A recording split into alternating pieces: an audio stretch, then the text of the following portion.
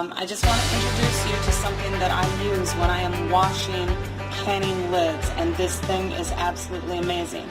It is plastic grass that is sold for infant bottles and nipples, and it comes in this little plastic base that then you can set it on top of your countertop, and all the water just drains into this plastic base so that it doesn't run all over. But I use these for canning lids because we all know that washing canning lids is one of the worst jobs we all have to do.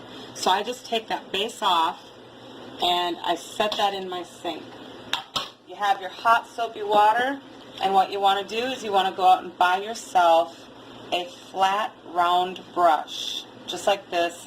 They cost, I don't know, anywhere from $1.50 to $2, okay? Just a flat round brush.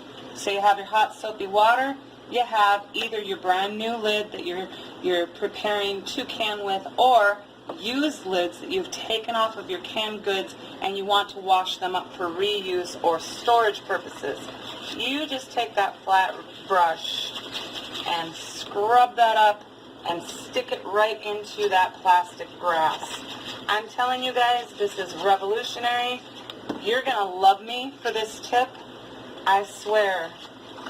So quick, so easy, so efficient. No more frustration of wet lids. Okay, you know, you've got your wet lids. Let me wash one more. You got your wet wash lids and you want to dry them, and of course you've got a whole bunch of them, and now they start kind of sticking together and they don't get dry on the counter because they kind of stick together and whatever else. You put them right into this grass, and then you take your hot clean water, rinse them all off.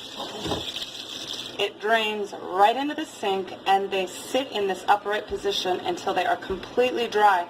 You will no longer have rust spots. You won't have lids sticking together. This is just, honestly, I think it's the best thing since sliced bread. So I just wanted to share this easy peasy, handy dandy, wonderful little tip. And